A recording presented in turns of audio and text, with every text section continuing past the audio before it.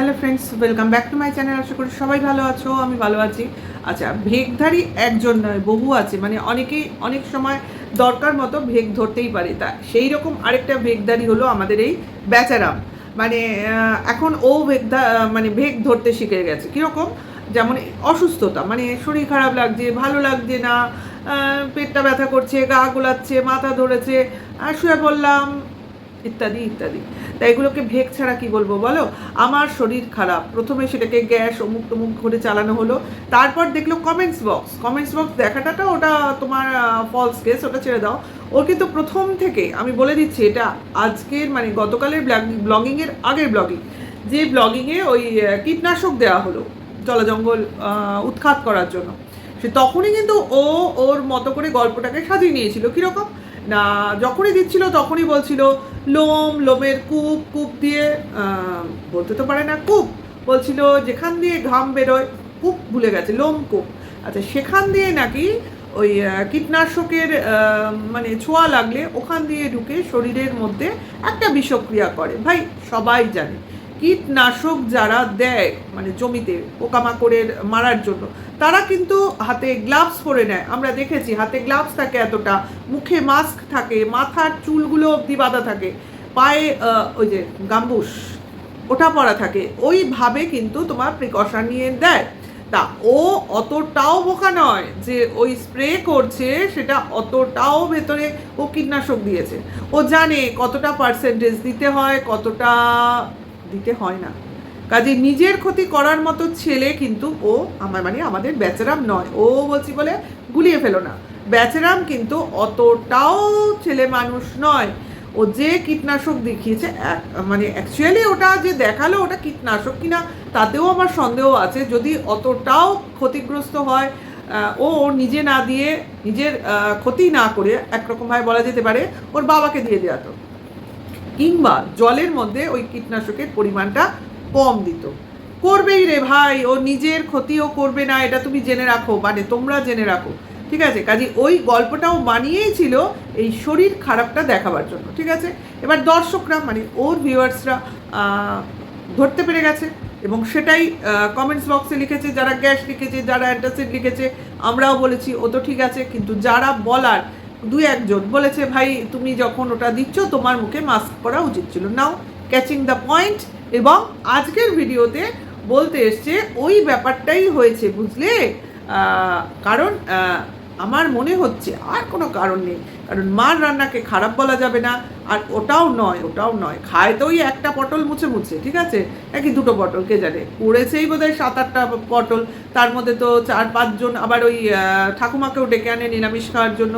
কাজেই বুঝতেই পারছো, না নিরামিষ তো রান্না ছিল না, ঠাকুমা আসেনি, সরি, নিজেরা খাবে না লোককে খাওয়াবে, তা সেরকমই গুনে গেতে করেছিল। সেটা কথাটা হচ্ছে সেরকমও খায়নি যাতে কিনা ওর শরীর খারাপ হতে পারে।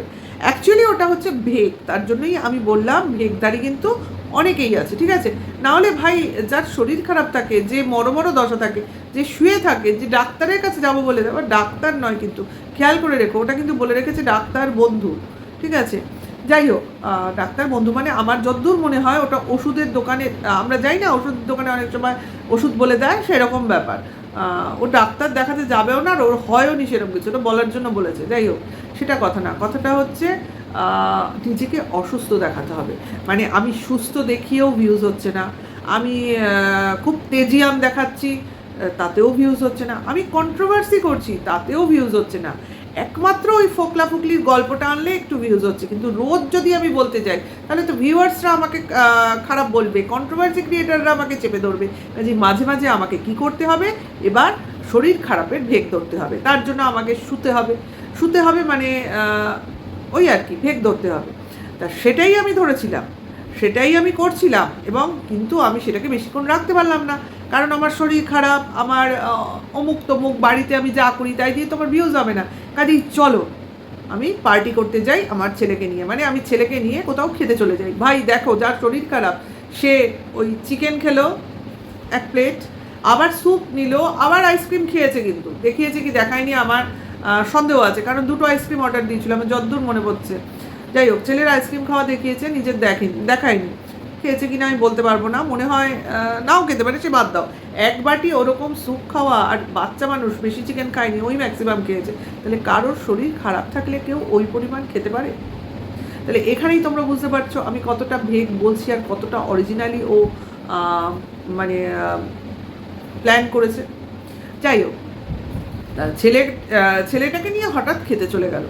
তা এখানে বাবা গেল না, মা তো গেলই না, মাকে নিচ্ছে না। যাই হোক, মার জন্য বাবার জন্য চাউমিন নিয়ে আসলো। আচ্ছা, চাউমিন খেলো, ভালো কথা। কিন্তু ব্যাপারটা হলো তোমার সন্ধেবেলা ছেলের নাকি পড়াশোনার ব্যাপার ছিল, তার জন্য পার্কে বেড়াতে যেতে পারলো না। কিন্তু ছেলে তো এসে বাড়িতেই বসে রইলো, মানে ওই চাউমিন খেতে বসে পড়লো। তা পড়তে গেল কখন? তাহলে কি ওই একদিনের জন্য ওই প্রাইভেট টিউশনে গেছিলো, নাকি রোজই যায়, নাকি যায়ই না, ওই একদিনের জন্য মিথ্যা কথা বলেছিল গেছে গেছে বলে? সবটাই কিন্তু পুরোটা একটা তোমার মিস্ট্রিতে চলছে। মানে কোনো জিনিসটাই দেখেছো এই ফ্যামিলির সঠিক নয়। আজকে হঠাৎ শরীর খারাপের কথা বলে সিম্প্যাথি তোমার আদায় করার চেষ্টা করা হলো। বাবা দেখো এত কাজ করে, ওই কীটনাশক, কালকে লোকে বললো খাবার দাবার বা স্ট্রেস অমুক থেকে শরীর খারাপ হয়ে গেছে, আর আজ বললো কীটনাশক দিয়েছে। তার মানে বাড়িতে ছেলেটা কতটা খাটে, বাড়ির জন্য কতটা ভাবে, আজকে ছেলেটা অসুস্থ হয়ে পড়লো। এটাও তো এক ধরনের সিম্প্যাথি। দেখা যাক ভিউজ কত হয়, 24 ঘন্টা পর দেখি ভিউজটা কত হয়। 12 ঘন্টায় তো সেরম ভিউজ হয়নি, দেখা যাক 24 ঘন্টায় কতটা হয়। কারণ সব রকমই খেলা চলছে, অথচ কিছুতেই ভিউজ বাড়ছে না। মানে একজনে অনেকবার করে দেখেও মনে হয় ভিউজ বাড়ছে না। কাজে আমরা তো একবার দেখেই বলতে চেষ্টা করি, ভুলে গেলে ভুলে গেলাম, ভাই বারবার দেখে ভিউজ দেবো না, কি বলো? সেরামের কি পরিশ্রম না? বাইরে যেতে হলো, ছেলেকে নিয়ে খেতে হলো পয়সা খরচ করে, তারপর আবার বৃষ্টির মধ্যে ভিজে ভিজে বাড়ি ফিরতে হলো, ফিরে এসেও কাজের থেকে অবসর নেওয়ার ব্যাপার নেই, শরীর খারাপ, শোয়ার ব্যাপার নেই। কী করলো? মাকে হেল্প করতে শুরু করে দিল রুটি করার জন্য। ভাই অত খেয়ে এসে আবার রাত্রে রুটি খাবে? যদিও খাওয়া দেখায়নি, মা তো রুটি করতেই চায় না, তাহলে রুটি করতে এত ব্যস্ততা কিসে? খুব সন্দেহজনক ব্যাপার ভাই।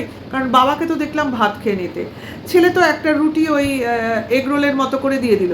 তা বেচারাম তো অত কিছু খেয়ে এসছে, তাহলে সে তো রুটি খাওয়ার মধ্যে কি পড়ে না পড়ে না, যার নাকি এত শরীর খারাপ। আচ্ছা, এদিকে মা কিন্তু রুটি খেতে ভালোবাসে না, তাহলে অতগুলো রুটি খাবে কে? তোমরা কি একবারও ভেবেছো? এই জিনিসগুলো না হিসাব মেলে না, ক্যালকুলেশন মেলে না, কি যে মানে দেখায়, কি বলতে চায় বুঝতে পারি না। তারপরে বাবা রাতে খায়, কিন্তু রাতে বাড়িতে থাকে না কেন? কোনো কিছু বিপদ হলে সে কি নিজের মাথায় কিছু নিতে চায় না? এটা কিন্তু ফ্যাক্ট। দেখো, টিনা যেদিন বাড়ি থেকে বেরিয়ে গেছিলো, আবার আসতে চলেছে কিন্তু সেই রাতটা 17ই আগস্ট, যাই হোক, সেই রাতেও ওর শ্বশুর বাড়িতে ছিল না, মানে ওই ভাঙা বাড়িতে ছিল। তাহলে এক্স্যাক্টলি রাত্রির বেলা কিন্তু ওই ভদ্রলোক এই বাড়িতে থাকতে চায় না। মানে যাই হোক, যে বিপদই আসুক, যে ঘটনাই ঘটুক, মানে ভদ্রলোক নিজেকে সেফ রাখতে চায়। মানে বলতে চায় যদি কিছু হয় বা যদি কিছু বিপদ হয়, অলরেডি হয়ে গেছে একটা, দেখো উনি কিন্তু বলেছেন আমি কিন্তু কিছু জানি না, ঠিক আছে, দেখো উনি কিন্তু সেফ খেলছেন। এই ফ্যামিলিতে সবাই যে যার মতো সেফ খেলে, শুধু মা ছেলে একসাথে থাকে, মানে মা মরলে ছেলে মরবে, ছেলে মরলে মা মরবে, এরকম মানে কাঁধ মিলিয়ে চলে আর কি। কিন্তু বাবা বুঝে গেছে এখানে আমি থাকবো, যেটুকু খেলার হয় খেলবো সেফ, তারপর পাশ কাটিয়ে বেরিয়ে যাব। সব কিছু খেলাই কিন্তু উনি মাথা থেকে বার করেন। তাহলে উনি যে পাক্কা খেলুড়ে, এটা কিন্তু আর কিন্তু আমাদের কোনো দ্বিধাদ্বন্দ্বের মধ্যে নেই। কাজে উনি এই বিপদের আঁচটা পান বলেই রাত্রে বাড়িতে থাকেন না। কারণ দেখবে, আমাদের যদি কোনো শরীর খারাপ করে রাতের দিকে করে, কোনো বিপদ আসার হয় রাতের দিকে আসে, এক্স্যাক্টলি সবারই আসে, আমাদের কেন, প্রত্যেকের। তার জন্যই উনি আলাদা থাকতে চান। ওনার উপর যে বিপদ এলো সেটা আর কেউ পাত্তা দেয় না। ভাঙা বাড়িতে থাকলেও সেখানে চোরছাচ্চর এলো কি সাপ ব্যাং এলো, সেটা নিয়ে ভাবনা চিন্তার বিষয় নেই। একটা লোক আছে, আজ আছে কাল থাকবে না, এই তো ব্যাপার। কিন্তু সেটা নিয়ে ছেলে বউ কনসার্ন নয়, তারা শুধু বলবে আসছে না কেন, যাচ্ছে না কেন, বুঝতে পারছি না। একটা জোর, একটা মানে বাবার উপর অধিকার বা আবদার যে না তোমায় থাকতেই হবে, এই ব্যাপারটা নেই, ঠিক আছে? তাহলে বুঝতে পারছো আমি কি বলছি? এই শরীর খারাপ যখন দেখাচ্ছে, তার জন্য একটা কথা বলার ইচ্ছা হলো যে এখন যদি এত শরীর খারাপ হয়ে যায়, তাহলে কি করে টিনার ফ্ল্যাটে যাবে বেচারাম? কারণ কদিন আগেই বলছিল না যাবে, দেখবে, কারণ তার নাম করে সমস্ত ইউজ করছে, যখন তার তো যাওয়া বানতাই হ্যায়।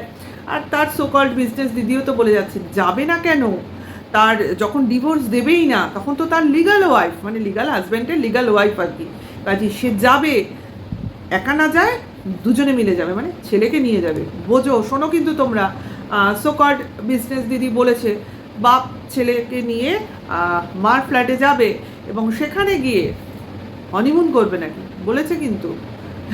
আমি বিজনেস দিদির ইয়েতে শুনেছি, তোমার একটা ভিডিওতে, গতকালকে না আজকেরই না গতকালের একটা ভিডিওতে বলেছে যাবে, হনিমুন করবে, ছেলেকে নিয়ে থাকবে, এখানে তো কারো বাধা দেওয়ার কিছু নেই, সবই তো হাতের মোয়া আর মুড়ির মোয়া, তোদের মতো। তোরা মনে করিস তোরা চলে যাস, তোদের মনে হয় তোরা চলে আসিস। তা আমি বলি, ভাইয়ের যদি এইরকম শরীর খারাপ হয় তাহলে কি করে যাবে? অতটা রাস্তা কি করে যাবে গাড়ি চালিয়ে?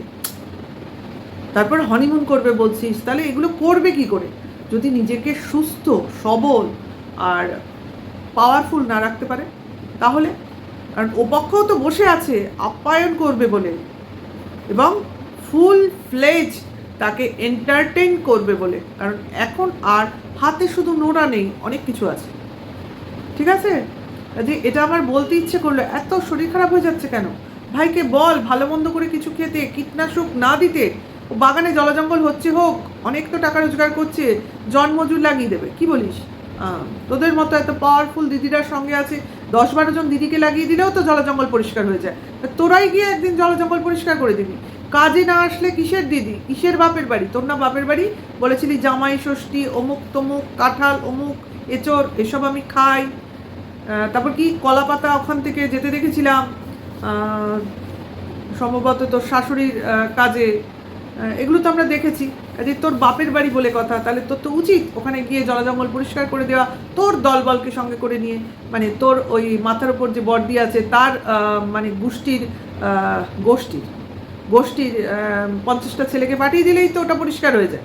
তাহলে কেন ভাইকে নিজে হাতে সব কিছু করতে হয়? তোদের এত কিছু খেয়াল রাখে, তোদের এত কিছু হাত খরচ দেয়, মানে অনুমান ভিত্তিক দেয় কি দেয় না জানি না, মনে হয়। নাহলে দিদিরা এত খুশিতে, এত খোশ মেজাজে কি করে ভাইয়ের মাথায় হাত রাখতে পারে, তাই না? কারণ বিনা স্বার্থে, বিনা মানে কিছু না পেয়ে উদার গিরি নিয়ে তো কেউ বসে নেই ভাই। যাই হোক, সেটা কথা না, কথাটা হচ্ছে ভাইকে বলবি এখন সুস্থ থাকতে, সবল থাকতে, আর মনে খুশি খুশি ভাব রাখতে, কারণ তার শ্বশুরবাড়িতে যেতে হবে। শ্বশুরবাড়িতে যাওয়ার টাইম চলে এসছে, ছেলেকে মার সঙ্গে মোলাকাত করাতে হবে, শ্বশুরবাড়িতে যেতে হবে, সামনে অনেক বড় বড় প্রজেক্ট। কি বলিস? তোরাও আছিস, ওরাও আছে, আর মাঝখানে আমরা আছি দেখার জন্য। এখানেই শেষ করবো ভিডিওটা, বাড়াবো না। ভালো লাগলে লাইক কমেন্ট শেয়ার করবে, নেক্সট ভিডিও ওয়েট করবে। এখনকার জন্য এইটুকু, টাটা বাই।